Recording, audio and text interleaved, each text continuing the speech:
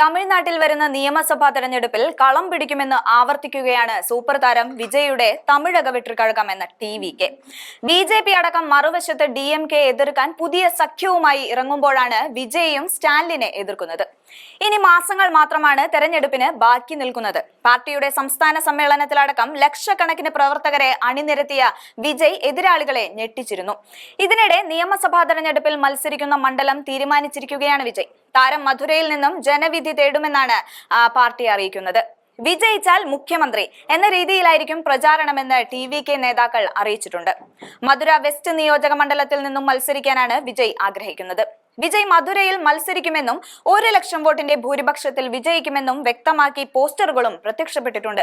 1980-ലെ നിയമസഭാ തെരഞ്ഞെടുപ്പിൽ മധുര വെസ്റ്റ് മണ്ഡലത്തിൽ നിന്ന് മത്സരിച്ച് വിജയിച്ചാണ് എം.ജി.ആർ പിന്നീട് രാഷ്ട്രീയത്തിൽ അധികായനായി മാറിയത്. അതേ വഴിയിലൂടെ മുന്നോട്ടു പോകുവാനാണ് വിജയുടെ ശ്രമവുമെന്ന് വ്യക്തമാക്കുന്നുണ്ട്.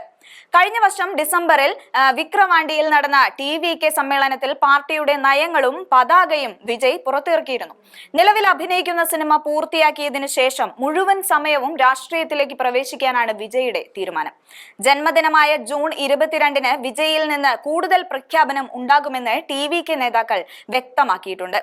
ഡി.എം.കെ, അണ്ണാ ഡി.എം.കെ, ബി.ജെ.പി മുന്നണികൾക്കെതിരാണ് തന്റെ മത്സരമെന്ന് വിജയും പാർട്ടിയും വ്യക്തമാക്കിയിരുന്നു.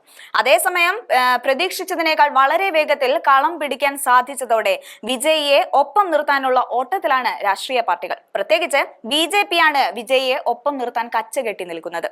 തമിഴ്നാട്ടിൽ ഒറ്റയ്ക്ക് നിന്നാൽ ക്ലച്ച് പിടിക്കില്ലെന്ന് ഇക്കഴിഞ്ഞ ലോക്സഭാ തെരഞ്ഞെടുപ്പ് മുതൽക്കേ മനസ്സിലായ ബി.ജെ.പിക്ക് തമിഴ്നാട്ടിൽ ചാരി നിൽക്കാൻ ഒരു തൂണ് ആവശ്യമാണ്. അതിലേക്കുള്ള വഴിയായിട്ടാണ് അവർ വിജയുടെ പാർട്ടിയെ കാണുന്നത്. നിയമസഭാ തെരഞ്ഞെടുപ്പ് തൊട്ട് ഡി.എം.കെ സഖ്യത്തിന് എതിരായി അണ്ണാ ഡി.എം.കെയും വിജയും മത്സരിക്കുമ്പോൾ സ്റ്റാലിൻ വീണ്ടും അധികാരം പിടിച്ചെടുക്കുമെന്നാണ് ബി.ജെ.പിയുടെ വിലയിരുത്തൽ.